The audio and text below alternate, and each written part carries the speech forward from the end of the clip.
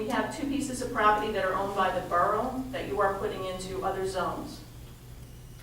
And my question was, why are they not then going into a, now you told me to explain what a PD zone is. One is 13, it's Old River Road, 86, lot 20.02. It's going from a B4 to an MXD1.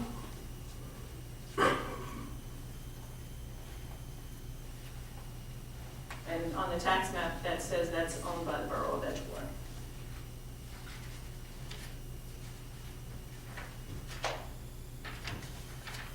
And was there another one? Yeah, the other one is,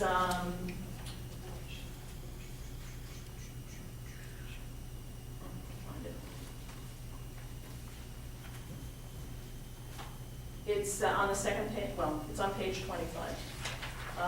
It's, I don't know how many down. It says Old River Road, block 93, lot 1.02. It's going to, from an OR1 to an MXD3, and that's the pump station in the Shady Side area.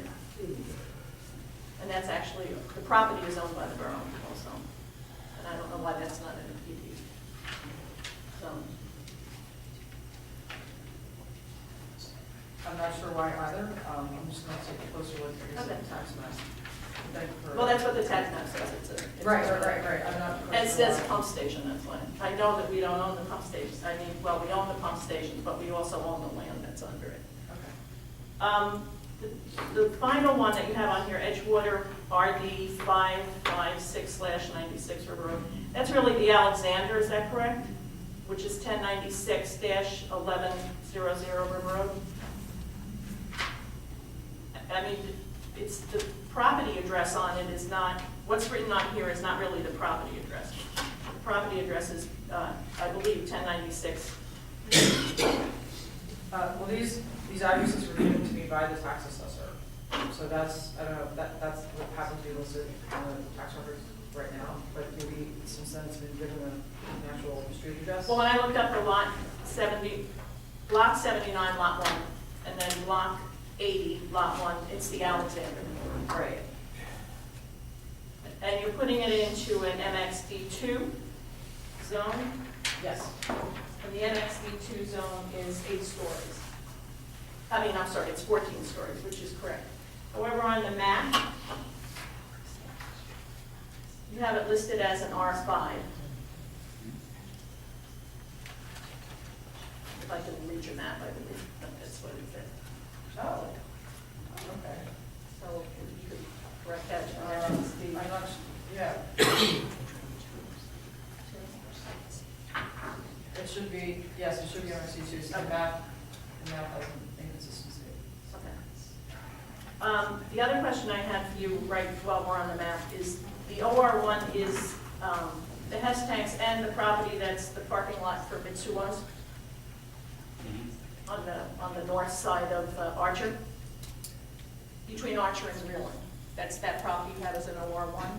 Right, well, yeah, I mean, I didn't, it's not, it wasn't recommended to be changed. Well, that's what I was going to ask you. You talk about changing the Hess, that it's so important to control it, and yet you're not addressing changing the zoning on that. And I didn't. No, we are. What we're recommending is a redevelopment plan, because that will give us the ability to negotiate with developers about other issues. But leave it in OR1, even though that's not what's going to be there, obviously? Right, well, we can, leaving it OR1. I thought when we had them in different, and this is just my recollection of maps, it's like here, like this, the MCRD, which I think is, and the SWRD, Right. aren't those properties that are being discussed as redevelopment properties, and so like, it's not, there is no zone for it per se, and you're gonna negotiate with the developer as to what they're gonna put there, et cetera, et cetera. Right, but actually until this map that you see right now, the iPark property still said OR1. I know, but we know that we're going to change Hess, because this is the discussion, this is so Well, we important. knew we were Why changing. don't we make it in whatever, MCRD, whatever they stand for?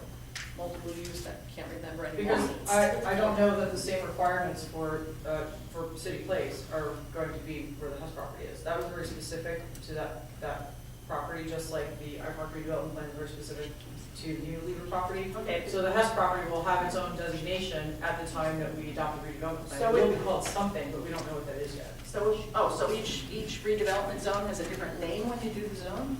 Yes. So we have a zone defined under the zoning as an SWRD and as an MCRD? Yes, the MCRD is. Where do they appear on the code, the Edgewater code? MCRD is in the zoning ordinance itself. The SWRD is the redevelopment plan. And how would we as public find that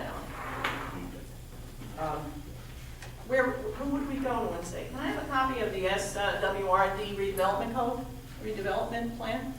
Well, that will be here at the municipal building, just like the zoning code. But you'd have to know it's called an SWRD, which isn't on the zoning map, so I don't know what you call it. I know I've asked Barbara for things and she said, you have to give me the name. Well, because at the current time, what we're also doing as a result of this is we are updating the tax maps. And after that's done, our anticipation is that we're also going to be updating the zoning map. But until we actually have the tax maps completed, we weren't going to do an official zoning map, only because there has been a number of subdivision and other things that have occurred since the last time of the zoning map. So this right now is, not official, but a representation of what it looks like. So this does not get approved with the, Not as the official zoning map. The official zoning map needs to be prepared. and when does that get approved and by whom? That'll get approved by the council. Mayor and council approves that. Yes. And it'll be like published and we know that it's coming up and we can see it. Be on the agenda and I'm stuff? making that assumption that yes, it will be. Okay. So, but No, I just, again, I believe that. and this may be however many years that comes to be. Yeah, you working on it now? My office is, yes. Could be 7 is the zoning map, something like that. I think 57 is what we have right now. While you're doing that, at the top of page 25, 100 Thompson Lane, block 88, lot 11.02, it's going from a B2 to an R5. That lot does not exist on the tax maps. Anybody want to tell me where that might be and what it might have, how many acreage it might have? I know it had to do with the Aventine when they subdivided out. Yeah, again, I can probably get that information for you. I don't know if there's off the top of my If you head. could, because I've been trying to get this for I don't know how long, because if you're changing the zone, it would be nice to be assured that somebody's paying taxes on that piece of property. Well, I would assume that they are, but yeah, that, again, this I don't know was, how you send it in tax bills if you don't even know who owns the property. well, no, well, with that said, again, I sent the block and lot data to the tax assessor to get the addresses, and he provided me that address. So obviously that block and lot needs to be on the tax records, or else he would have said, I don't know. But, Well, he knows it, but it's not anywhere else.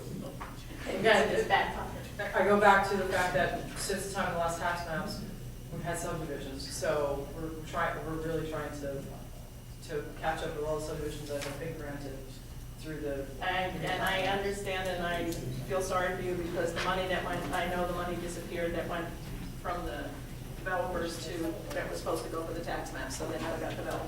They never got changed. But that's a whole other issue. On tape, it says table 15 continued on page Yes. 25. 225 River Road. Block 91, Lot 1, part of Unit B, which is an MCRD zone. And this is City Place. Yes. Okay. So what does this consist of, this part of Unit B? Is that the empty lot that sits there that abuts the Superfund site that they recently said we were going to have parking for the hospital, and then they moved it into the garage instead, and where we've gotten an approval for an office building and is that property? It's around that location. The actual development has their own,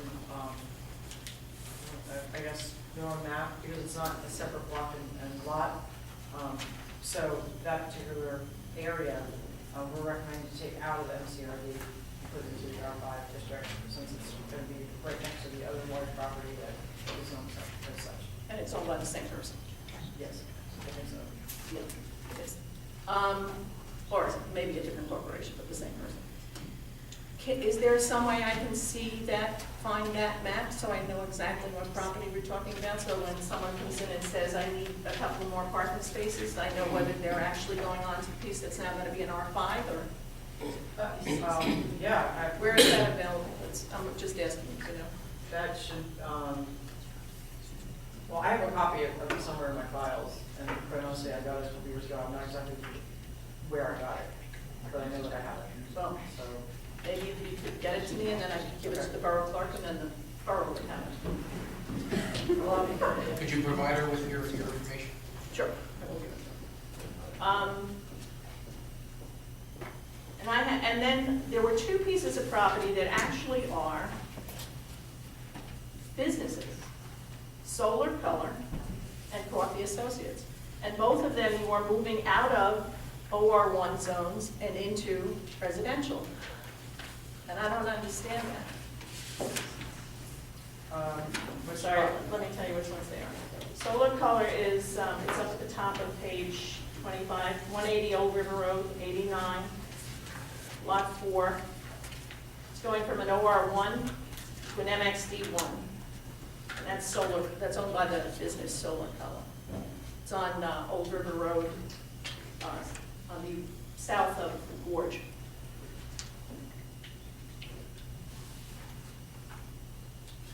And the other one is Coffee Associates, is down further on that page. It's 178 Old River Road, lot 94, lot 1. It's going from an OR1 to an MXD1. Actually, and the property below it too. He has two lots, 1 and 2. And they're going from an OR1 to an MXD1. And I don't understand if you have a business working there, why would you change it to a residential? Especially in light of the school and everything else where we're trying to. it's not changed to residential, it's changed to the mixed use district. MXD, Right. So therefore, businesses aren't permitted in those zones. We're just expanding the capability of what's permitted on that particular piece of property.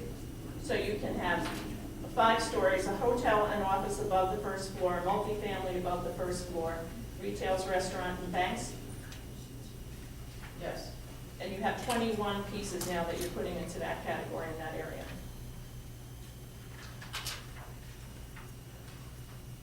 Yes. Why couldn't you leave it in an OR1? Well, eventually we wanted to eliminate the OR1 district. So we will have no districts that have businesses in it, in the town? I mean, No. exclusively business? No, that was not the intent. But the OR1 district wasn't producing any conforming development Well, we got 2 here. in new applications. Oh, new applications, so Yes, yes. Yeah, but yeah, there's still permitted uses in the district. We're just adding or changing the types of uses that would be. So we're giving everybody a free rein whenever they want to build there. They can build residential, they can build business. Well, I don't think we're giving them free rein. Well, I mean, they have to come before the board to get the approvals, but you could sell it for anything you want. I mean, if you're selling the piece, you can say, you put anything you want on it, you can do this or this or this, but it would make it more valuable, I would think, than to say, you can only put a business there. Well, it might make it more valuable, but I don't think that we're saying you can put anything there, because we're providing regulations for the MXD1. A 5-story hotel office above the first floor, okay, they can't have it on the first floor. A multifamily above the first floor, retails, restaurants, banks. It seems like it's just about everything you want to develop when you're developing. To me, anyway.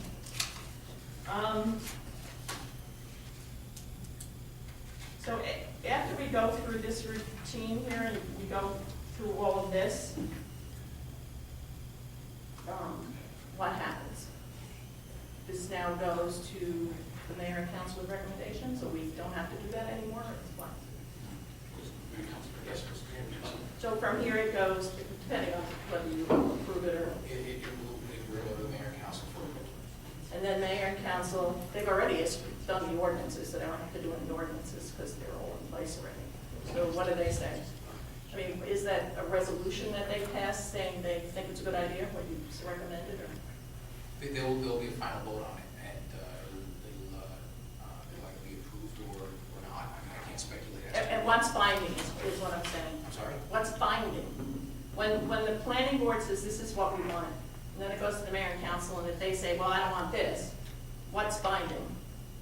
Ultimately, what the mayor and council. It's the mayor and council that has the Yes. final say. Yes. Okay, just checking. Anything else, Mayor?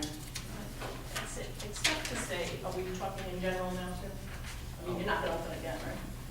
What do we, go ahead. I think it's pretty obvious in this town, for everybody that lives here, that traffic is totally out of control. No matter what they're doing down North Bergen, widening, us widening and everything, it's still bumper to bumper. Coming down here tonight, something's going on River Road, I think it was where they had the flood or whatever. I came very close to going into Cliffside to get down here because traffic was just horrendous.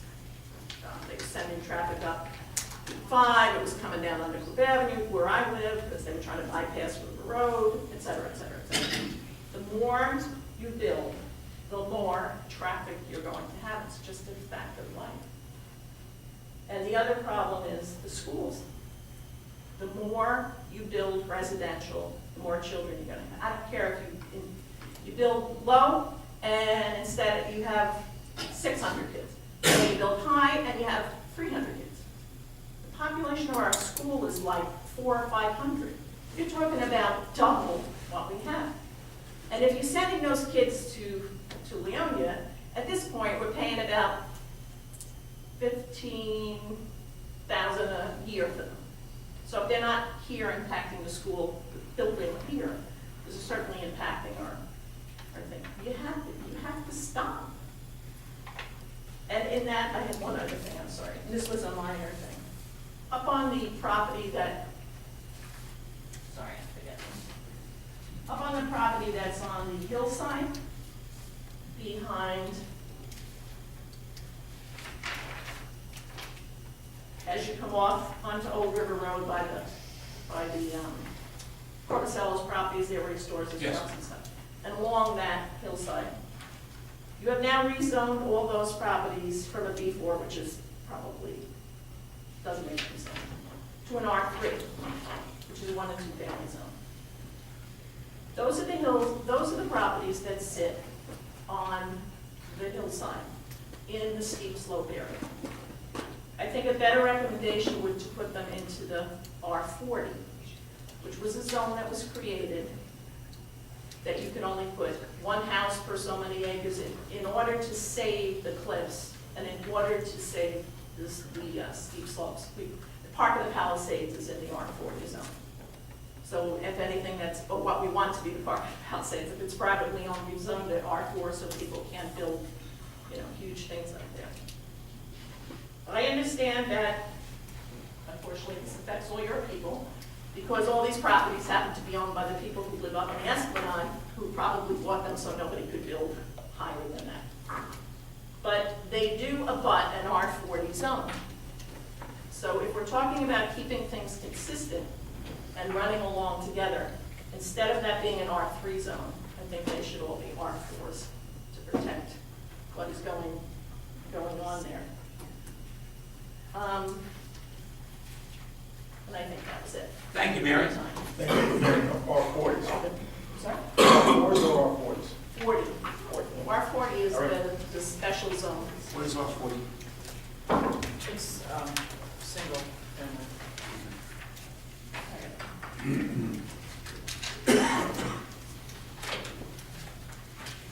Sorry,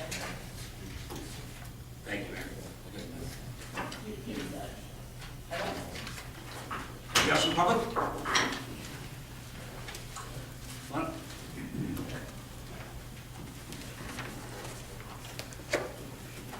State your name, spell your last name and your address, please. Repeat it with the 606 Thundercliff Avenue, Edgewater, New Jersey.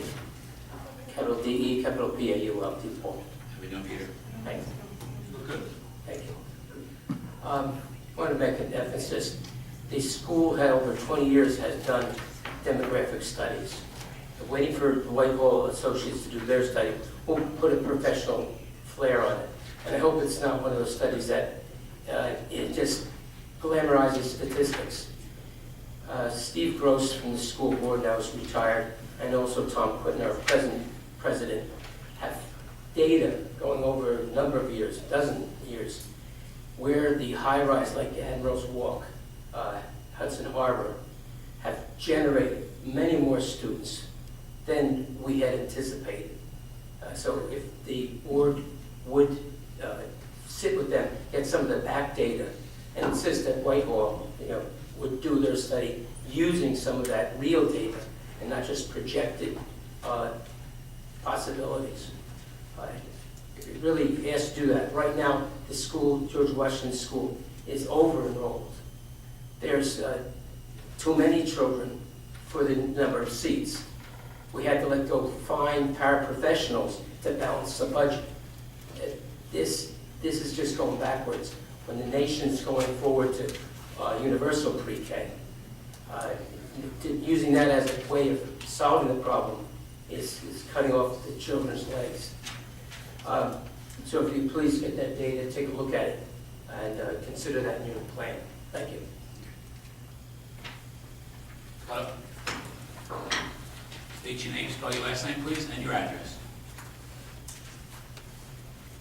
My name is Peggy Wong. It's spelled W-O-N-G. My address is 8550 Boulevard East, and that's in North Bergen, New Jersey. And we're your neighbors. I live right above this location, up on the cliff. So in a blink of an eye, I could very easily be a resident of Edgewater. And in fact, I probably spend about 3 or 4 days out of the week shopping in your town, going to your stores. So for all intents and purposes, I am a citizen of your town. And the fact that I spend my money here proves it. Now, I have some comments, and they're a little bit critical, but it's made out of concern for our whole area. And it became very clear to me during Hurricane Sandy that the towns have borders, but we don't have borders anymore in a crisis. And who knows if we're going to have another Hurricane Sandy.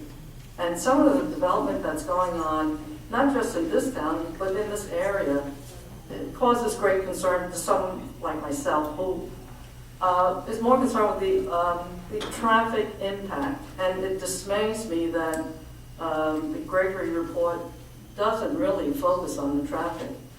And the fact of the matter is, the DEP has rated River Road going northbound as easily a D.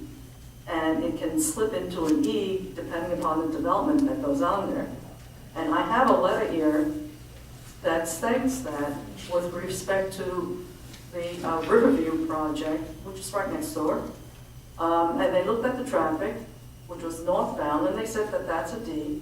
But in reality, once everything was completed based on Riverview, it was going to be an E. And for that reason, the DEP, that was one of 2 reasons the DEP denied that waterfront permit. They took it back. It was traffic. And I don't see any, and this is a 2011 letter granted, and I'll be happy to give you a copy. But I don't see any changes that have happened in the last, 3 years since that letter was written. It was written in June of 2011. I don't see any changes around here that would make that letter be any less severe. If anything, things have probably gotten worse here, because now you've opened up some other outlet retail stores around here, and there have been changes, and there are more changes coming. And my concern is that the traffic here, I've been to planning board hearings in Weehawken, West New York, North Bergen, Edgewater, of course, and Fort Lee. I was at the Fort Lee hearing when they had the one about the 47-story high-rises.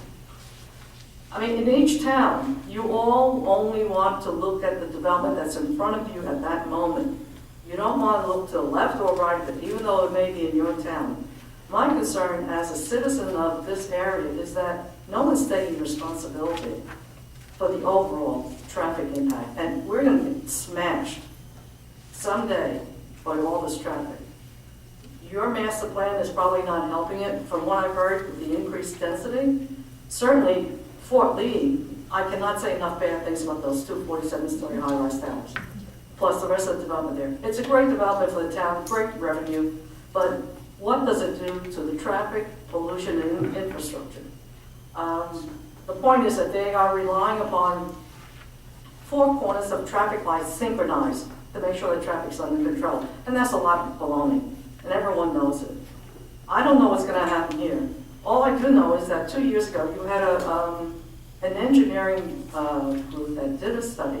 I think they got paid $250,000 of it, it's from some grant, to look at what could be done here. And the solutions they came up with, basically, that I can remember, as a public citizen who went to that meeting, were 2 things. They suggested bicycle lanes and cut-ins for the buses to pull in. Nothing about how do you address the traffic, the cars that are coming through here, coming through your town and into my town. And if there is an escape from this area, it's up Bulls Ferry Road to Boulevard East where I live. And I'll suffer. If not that, it'll go by Gorge Road by Cliffside Park.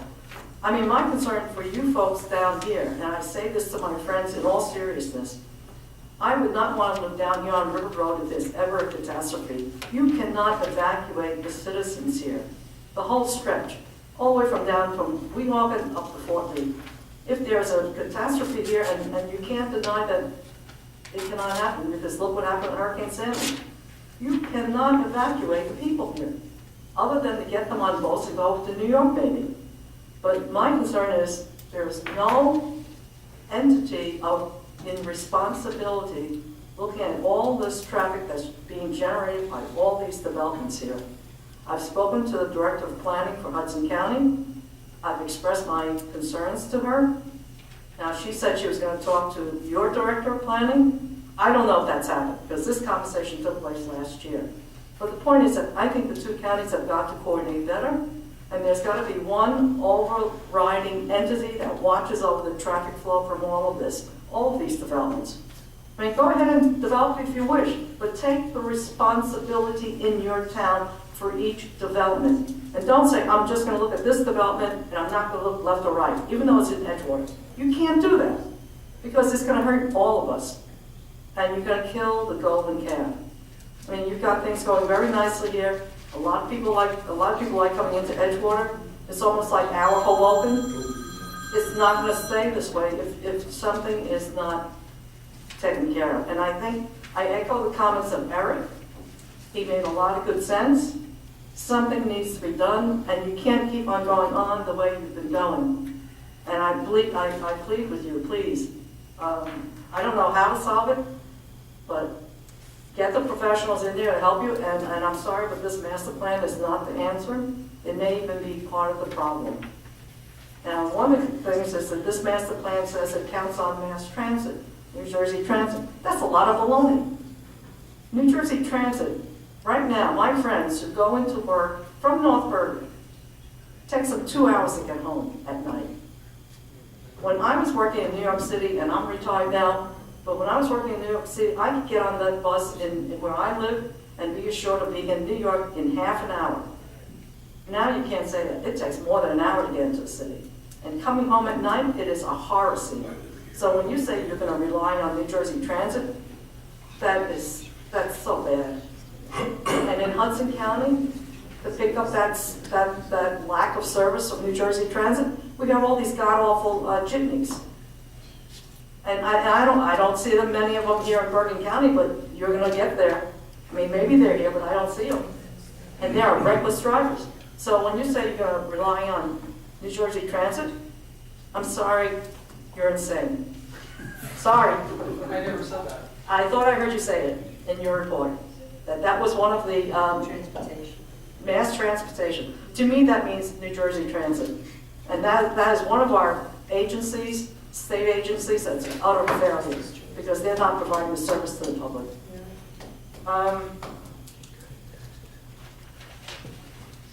One other thing,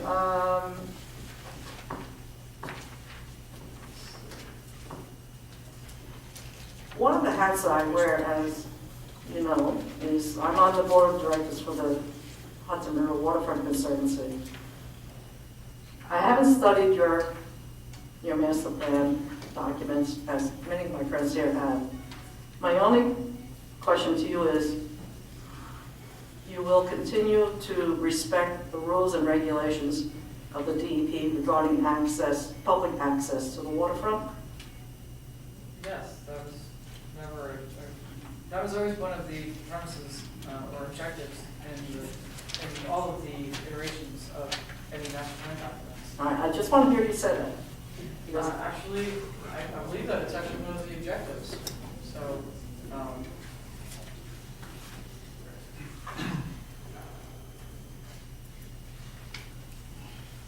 yeah, it's actually objective number 4 of reexamination.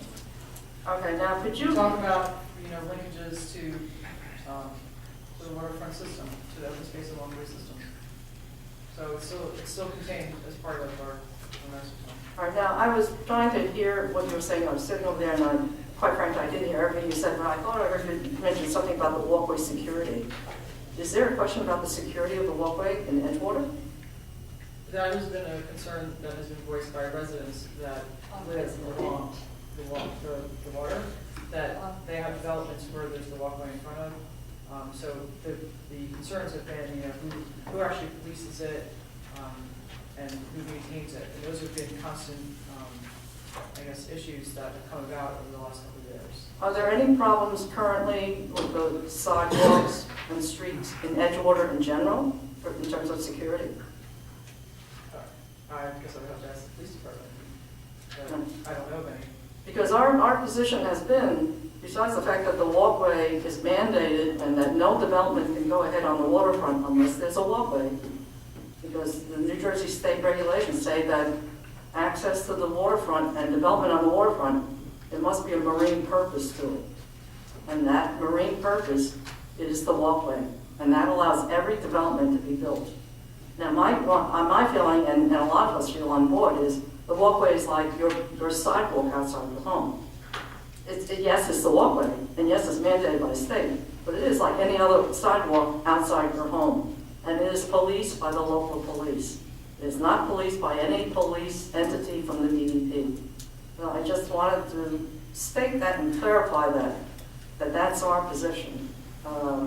And certainly we try and help wherever we can with any problems, any issues. We've given our phone number. We've been in touch with Greg Franzen, even in giving him apparently a lead on repair, a source for residents to get funding on some of the sandy damage. It's on our website. I know we've been in touch with them.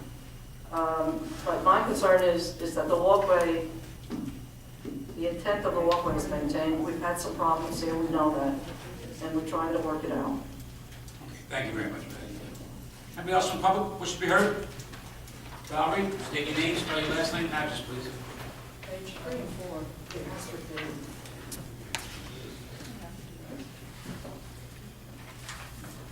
3 and 4.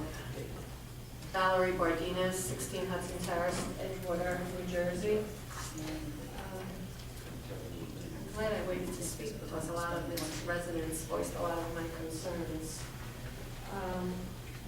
Ms. Gregory, I'm going to just ask you the same question first that I asked and I'll ask the planning board, that I asked the council. I know you stated 2 reasons for this re-exam. Of the re-exam 2 years ago was, 1, you received a letter from the Board of Education or the superintendent of schools, and 2, because the possibility that the Hess station gas pumps might be sold. Did a developer approach you and say, and state to you that he has a plan for that area and he wants you or this board to make it happen? No. Nobody's approached you and said, this is my plan? No. No. Did you see a past edition of the Edgewater Residential in which Mr. Dives has a rendition of what he plans for that site, a high-rise on the Hess area? and his whole plans, which basically kind of mirror what you're doing here. Ferry service, the height, everything. Have you seen that issue? Sure. No, Because it's it not. just seems like a really big coincidence. We just did a reexamination in 2012, Actually, we didn't. or, oh, that's right, you said it was a land use element. Yeah, we I did I wrote down what you said, it was a land use element. Yes, we did a reexamination in 2010. Oh, it was 2010, but it wasn't voted into until 2 years ago. We're talking about two separate documents. There was a reexamination Okay, in 2010 and so- a land use element in 2012. Okay, so the land use element, we just did that, which basically kind of talks about almost everything here, except for a few parcels. So what you're requesting here for the changes or recommending mirrors that, and that just seems like a really big coincidence. And 6 out of the 9 properties that are going to be put in R5 are owned by the same individual. So I wanted to ask you right on the record, No. if you were approached. Absolutely not. There's- Okay, so when you talk about the HES stations, you're talking about need to put them into an area of redevelopment, and you keep talking about the possibility of either negotiating with the developer or to put a school on that site, or perhaps where he could, I don't know, give the borough money or another piece of property to put the school. So I was curious that I've been coming to council meetings and planning board meetings and you name it. I was a council person for 6 years, and I, along with many members of the public, have expressed our concern with the overdevelopment affecting the schools. And it basically went into in one ear and out the other. We just keep approving. Now, all of a sudden, there's a letter, and yes, we need to put this property into an area of redevelopment, which coincidentally, you need a in order to go into an area of redevelopment, you should have the necessity for a public use. So coincidentally, now we need a school. After just building a $27 million school, now we need a school. So my question is, how does a letter from a school board trigger an increase in density? So, because a B2 area is 35 units per acre, and R5, which a lot of these properties are turning into, are going to be 100 units an acre. So how does a letter from the Board of Education trigger that necessity to be here today? I never said that. That was one of your reasons. You said that was one of the reasons. The letter from the Board of Education and the HES tanks. So I want to know how a letter from the Board of Education would necessitate this. You're mixing apples and oranges. I said that was the reason for actually doing a reexamination, What was the reason? because we got a letter from the superintendent of schools, because we know that the HES property is going to be sold. There's a reason for the reexamination. That's not a reason for a rezoning. We went through a lot of explanations about the rezoning prior to this as well. And we did talk about, while some people obviously disagree, the committee felt that high-rise was more appropriate because it does produce less school children. We still have other parcels that are left to be developed, and so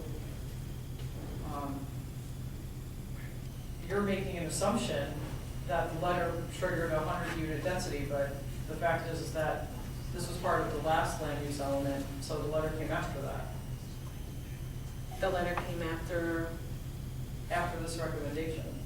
what recommendation? The 100 dwelling units an acre that you're speaking of. Aren't you making that recommendation in this re-exam? Yes, we're reaffirming it. So the letter is, Because the committee. oh, so you're believes- reaffirming it? So Yeah, it was we're never reaffirming done it through the- previously? I'm sorry? It wasn't done previously? Yes, it was. It was done. So the B2 no longer exists from 2012? No, there are properties that are still in the B2 zone. We're not eliminating the Okay, B2 zone. so the properties, the Alexandra, the North Star, Hudson View, Aralac, St. Moritz, 115, these are all now in the R5, right? Yes, but by way of example, the St. Moritz used to be in an R40 zone. But they're currently zoned B4, but now we're making them R5? Areas, No, oh, they're no, okay. They weren't all zoned before. Some properties were zoned B4, some were zoned B2A, some were zoned R40. But now they're going to be R5. right? Yes. So these were R5s? Because I'm confused now, you confused me, you said you're just reaffirming it. The area, the developments I just listed, were they R5 or are they going to be R5? Now, I would have to listen to you again about which ones you're talking about. The Alexandra, the North Star, Hudson View, Aralex, The Alexander is going to MXD2, it's not going into St. R5. Moritz, 115. Just the Alexandra? The Alexander's going to the MXD2. The St. Moritz is going to the R5. 115 is going to the MXD. 115 River Road is going to MXD1. And so while we're talking, just 115 is in a coastal high hazard area. Are you aware of that? Not directly, no. I understand that it's not here. Okay, but it's been designated as a coastal high hazard area. Okay. So you know now. Will that change what it's zoned for? You're asking me to make a decision as a planner without having a planning board and a committee to change zoning of a specific parcel. I can't do that. So will you take that under consideration? Of course we will. I mean, you know, we listened to Mary when she talked about, you know, rezoning the areas R3 to R40. That is a consideration the planning board can take. We are open to suggestions from the public. So if that is a desire, then we are open to that, and obviously the planning board will have a discussion. But I can't just say, yes, we're No, I'm going to not, rezone a piece you of know, I property. guess I should have phrased it, would you take it into consideration, not how you want to change it. You have, on list of properties, there's riparian land that's listed, now for Old Bar 1.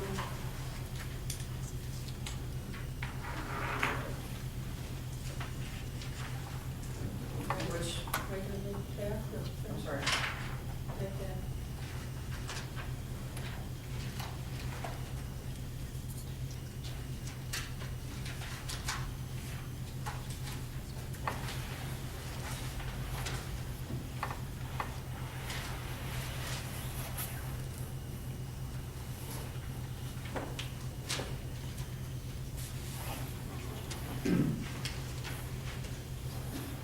Okay, so you have a question about that property?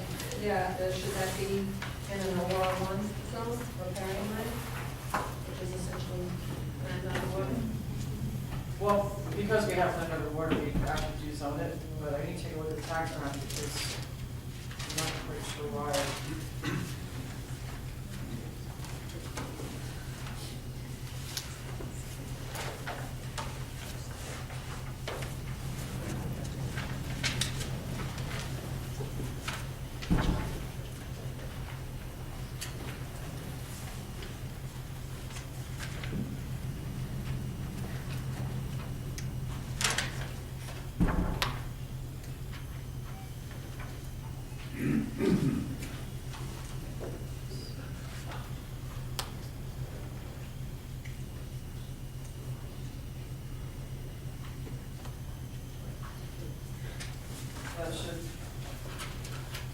That should read MXD1, not OR1.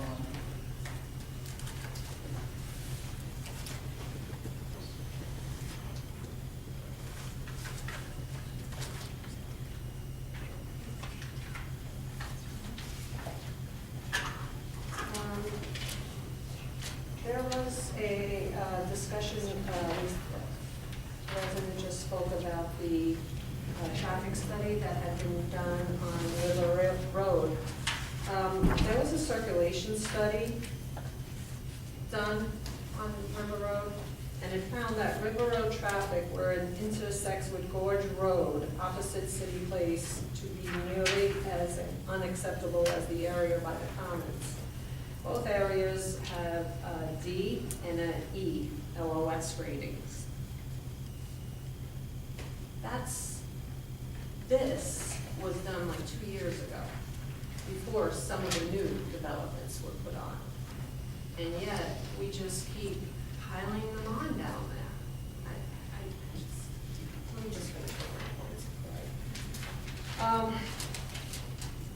When I was reading the re-examination report, and I understand you have to make a statement, but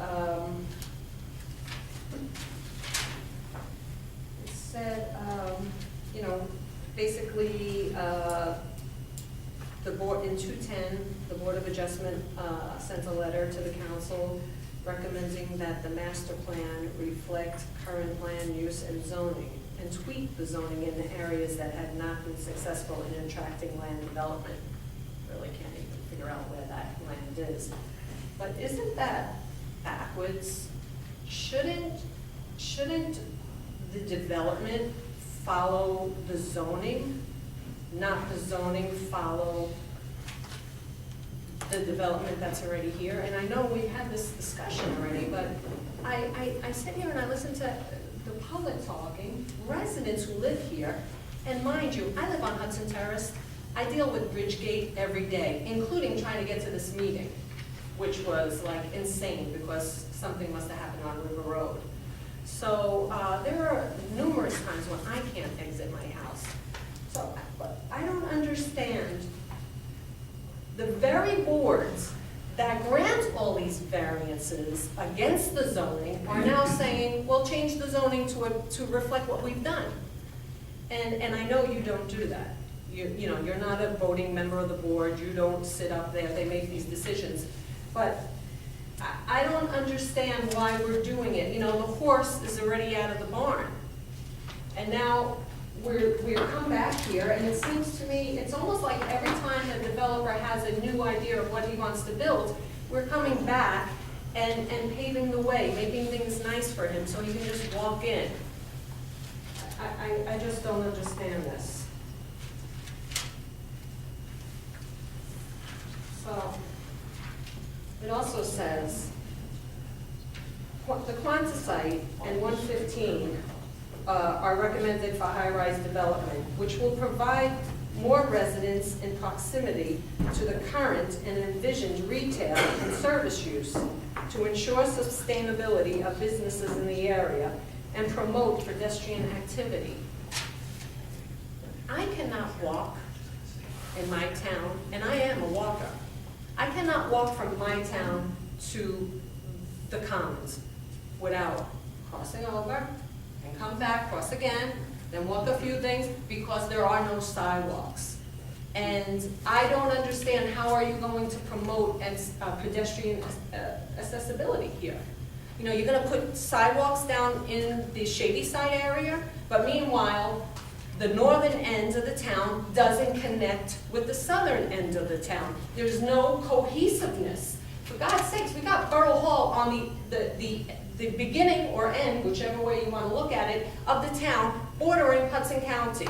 Instead of we're, you know, in the center of town, having a main street. So you're gonna have all that development, and I understand by reading your thing, it was thought to have saved the north end for basically 1 and 2 family and residential. However, the north end, if you cross the street, you have all gated communities. So there is no cohesiveness here. And this looks like it's gonna be, just add on to that further separation of a town that doesn't connect. How do you walk anywhere here without taking your life in your hands? I'm looking at you, but I'm not accusing you of this. You just, you're the planner. So, I don't get it. So, in essence, reading that, it said, in my thoughts, we're rezoning an area of town basically to help the services, to help business. And we're increasing density. So we have a store here, we want people to come, so let's build a high-rise so they have lots of people around it. So meanwhile, you can't drive there because you're never gonna get there with the traffic. You can't walk there because no sidewalks connect. And so the hell with the other people who live in the residential area, let them deal with the traffic, let them pay the increased taxes for services that all this is gonna cost, and let me reiterate the Rutgers study that said for every dollar we take in tax rateables, we spend $1.35. It may have been higher, but that's the number I remember, okay? So, what's really frustrating is you guys always dismiss me. I'm one of your, rebel rousers, and whatever other name you call me. But you have people here who are well-educated, well-intentioned, and you're still going to do what you always do. Ignore them.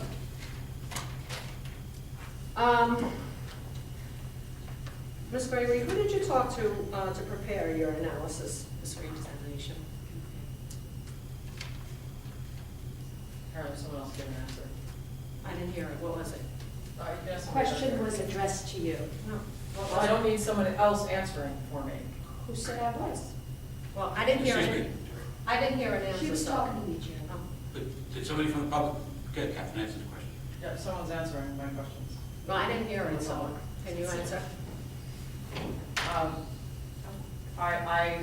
Yes, we have a committee, it includes the chairman, it obviously includes our planning board attorney. Wait, chairman of the planning board?